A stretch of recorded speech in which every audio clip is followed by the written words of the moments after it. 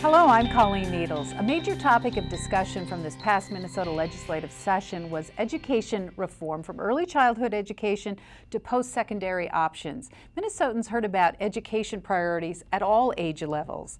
Parents United is an organization that sifts through the data to provide Minnesotans a reliable source of proposed education legislation. And here now to tell us more is Mary Ciccone, Executive Director of Parents United, and welcome to Newsmakers. Thank you very much, Colleen. Well, it's good to see you. Tell us a little bit about Parents United and the work that you do. Parents United is a Minnesota homegrown organization that attempts to be incredibly independent, which is important in this day and age.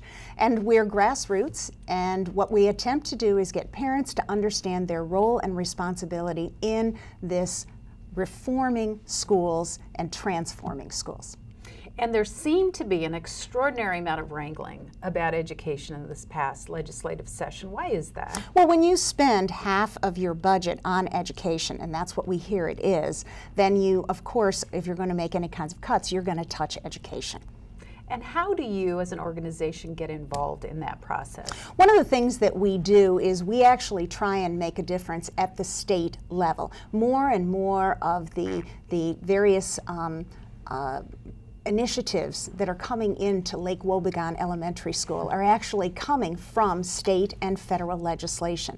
So it's very important that parents understand their role and understanding the political arena, because if you truly want to impact things for your local school, you need to understand where they're coming from. And in many cases, they're coming from state policies and federal policies. That's such an interesting approach, because you've heard you want to impact education, get involved at your local school, but those decisions are being made someplace else. You have some interesting ways of getting parents involved and educating them on the whole system.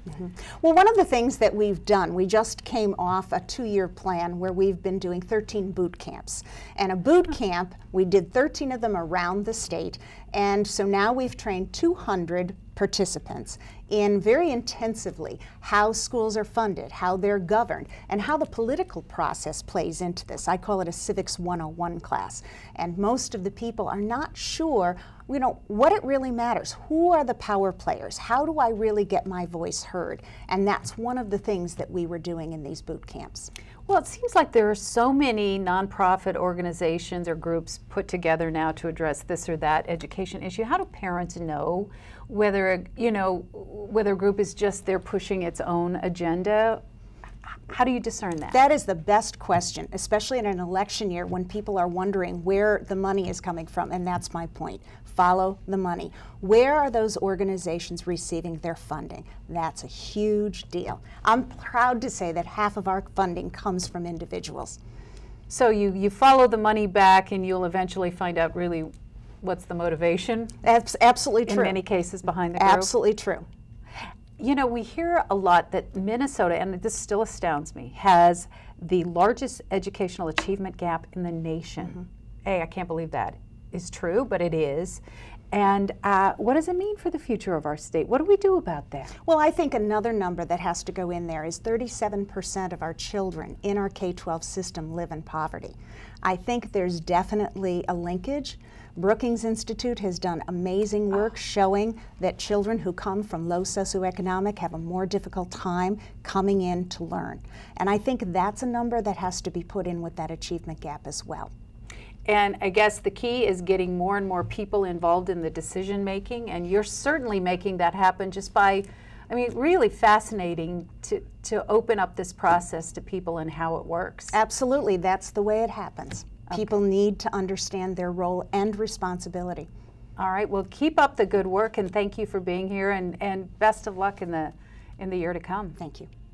If you would like to learn more about the efforts of Parents United in your community, or you'd like to support their ongoing work, we invite you to visit their website at parentsunited.org. You'll find lots of information there. And that's going to do it for this edition of Comcast Newsmakers. I'm Colleen Needles. Thank you for watching.